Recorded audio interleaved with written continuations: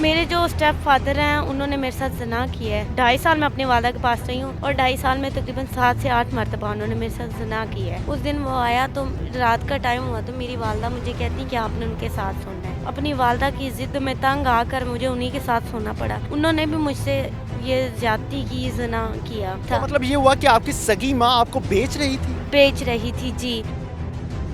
السلام علیکم، آپ ٹی وی سے میں ہوں فیصل خان سوری. آج کی کہانی ہے مریم طفیل کی، جس کی والدہ دوسری شادی کرتی ہے اور اپنی بیٹی کو اپنے ساتھ لے جاتی ہے اور اپنے شوہر سے درندگی کا نشانہ بنواتی ہے. اور چند دن گزرنے کے بعد اس کے گھر میں چند غیر مرد آتے ہیں جن کے ساتھ اپنی بیٹی کو سونے کا بولتی ہے. مکمل وقوع کیا ہے آئیے مریم سے جاننے کی کوشش کرتے ہیں. آئیے میرے ساتھ. مریم بیٹا، عمر کیا آپ کی؟ 13 سال. جب آپ گئی تھی اپنی والدہ کے ساتھ تب کیا عمر تھی؟ تب میری 11 سال عمر تھی. اچھا. جی. کیوں آپ کی والدہ نے آپ کے ابو سے طلاق لی تھی؟ تب ہم چھوٹے تھے سر, ہمیں نہیں پتا. ان کا کریکٹر اچھا نہیں تھا. یہ میرے والد صاحب کا بیان ہے کہ وہ ان کا کریکٹر اچھا نہیں تھا. جی. ابھی کیوں آپ اپنے سگے ابو کے پاس آئی ہو؟ میرے جو اسٹیپ فادر ہیں انہوں نے میرے ساتھ زنا کیا ہے, جس سے تقریباً مجھے 2.5 سال میں اپنی والدہ کے پاس رہی ہوں اور 2.5 سال میں تقریباً 7 سے 8 مرتبہ انہوں نے میرے ساتھ زنا کیا ہے. اور جتنی دفعہ ہوا میں اپنی والدہ کو بتاتی رہی, والدہ وہ میرے ساتھ آج انہوں نے پھر یہ کیا پھر وہ کیا ہے, لیکن وہ میری ہر بات کو اگنور کر دیتی تھی. میری بیٹا یہ جو زنا کا لفظ ہے یہ کافی بھاری ہے اور کافی تکلیف دہ ہے. تو یہ پہلی دفعہ جب ہوا آپ کے ساتھ واقعہ تب آپ نے اپنی والدہ کو بتایا تھا؟ جی بتایا تھا. کیا رسپانس آیا ان کی طرف؟ ان کی طرف انہوں نے بس ایسے ہی مجھ پہ یقین نہیں کیا اور مجھے اتنا بس کہا ہے کہ میں پوچھ لیتی ہوں ان سے, بس اتنی سی بات کی ہے انہوں نے میرے ساتھ. جی. تو جب تقریباً چوتھی دفعہ ہو تو پھر میں نے ان کو بتایا, انہوں نے پھر وہی بات کی. لیکن اس چوتھی دفعہ جب ہوا تو میں نے تنگ آ کر مطلب میں نے گولیاں فرنائل کی جو ہوتی ہیں وہ گولیاں کھائی. اس کے بعد مجھے وہ لائف ہاسپٹل لے کے گئے. لائف ہاسپٹل کے بعد مجھے جناح میں لے کے گئے. انہوں نے میرے گردے واش کیے اور وہاں پہ میں جب لیٹی ہوئی تھی, مجھے ڈرپ لگی ہوئی تھی, تو وہ جو میرے اسٹیپ فادر ہیں مجھے وہاں پہ وہ دھمکی دے رہے تھے, کہہ رہے تھے کہ تم اگر کسی ڈاکٹر وغیرہ کو بھی بتاؤ گی نا تو میں تمہیں جان سے مار دوں گا. یہ دھمکی انہوں نے مجھے تب بھی دی تھی. تو جب میں گھر آئی تو میں نے اپنی والدہ سے پھر بھی یہ بات بتائی, لیکن انہوں نے یقین نہیں کیا. اور ایک بابر نام کا آدمی ہے وہ ہمارے گھر میں آتا تھا. اس دن وہ آیا تو رات کا ٹائم ہوا تو میری والدہ مجھے کہتی کہ آپ نے ان کے ساتھ سونا ہے. سونے؟ جی. مجھے انہوں نے ایسا کہا. میں حیران ہو گئی. میں نے کہا والدہ میں کسی غیر مرد کے ساتھ نہیں سوؤں گی, مجھے نیچے سو جانا منظور ہے لیکن میں کسی کے ساتھ نہیں سوؤں گی. میری والدہ کہتی نہیں تم نے انہی کے پاس سونا ہے. ان کے پاس میں اپنی والدہ کی ضد میں تنگ آ کر مجھے انہی کے ساتھ سونا پڑا. انہوں نے بھی مجھ سے یہ زیادتی کی, زنا کیا. جب اگلا دن ہوا تو میں نے اپنی والدہ کو بتایا. میں نے کہا آپ نے مجھے اس لیے سلایا تھا ان کے پاس. تو میری والدہ نے اس دن میرے منہ پہ ایک تھپڑ مار دیا. بیٹا آپ نے چیخو پکار نہیں کی اس ٹائم پہ؟ اس ٹائم پہ کی ہے, لیکن وہ ایک مطلب کہ جہاں پہ وہ رہتے تھے اس ایک سیکریٹ سا مکان تھا, اس میں شخص کون تھا؟ کیا اس نے پیسے دیے تھے آپ کی والدہ کو؟ کیا معاملات تھے؟ سر پیسے دیے, مجھے تو لگتا ہے انہوں نے پیسے دیے ہیں, لیکن اس شخص کا مجھے نہیں پتا کیونکہ وہ ہماری فیملی میں سے بھی نہیں تھا, ہمارے رشتہ داروں میں سے بھی نہیں اس کا تھا. مطلب یہ ہوا کہ آپ کی سگی ماں آپ کو بیچ رہی تھی؟ بیچ رہی تھی جی. تو وہ شخص کو میں نہیں جانتی تھی. وہ کوئی خان پٹھان جسے کیا کہا جاتا ہے نا, وہ کوئی پٹھان تھا, مری سے تھا, یہاں کا نہیں تھا. تو اس کے ساتھ جب میری والدہ نے مجھے سلایا, اگلے دن میں نے یہ بات سوچی. میں نے کہا کہ جو ماں کسی غیر مرد کے ساتھ سلا سکتی ہے نا اس کو ہر بات کا علم ہے. اس دن مجھے یہ یقین ہوا کہ جو میرے ساتھ زیادتی ہو رہی ہے یہ میری والدہ کے کہنے پہ ہو رہی ہے اور ان کی وجہ سے ہو رہی ہے. تو سر ایک دن وہ گھر نہیں تھے تو میں نے دیوار پھلانگی ہے. دیوار پھلانگ کے تو میں باہر آئی ہوں سڑک پہ. ایک آدمی نے میری ہیلپ کی ہے جن کے موبائل سے میں نے اپنے والد صاحب سے کانٹیکٹ کیا ہے.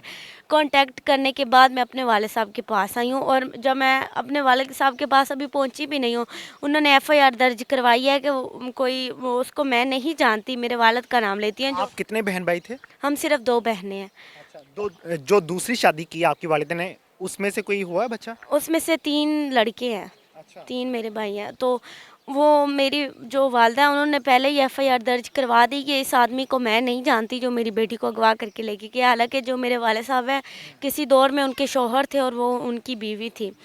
तो उस दिन हमें धोखे से थाना सुंदर में उन्होंने बुलाया है। मेरे चाचू एक हैं, उनका नाम है अदील, वो मेरे बाबा के साथ है। उन्होंने धोखे से बुलाया, तो उन्होंने उधर मेरे वालिद साहब पे भी तशद्दुद किया है, मेरे चाचू को भी उन्होंने काफ़ी मतलब कि हमारी कोई बात नहीं सुनी। उन्होंने पहले एफआईआर दर्ज करवा दी थी, उसकी वजह से उन्होंने मेरे वालिद साहब को भी काफ़ी मतलब मारा मुरा, और फिर उन्होंने छोड़ दिया इनको। आपका मेडिकल हो गया? जी मेरा मेडिकल हो गया। क्या रिपोर्ट आई है? रिपोर्ट यही आई है कि ज़ना हुआ है।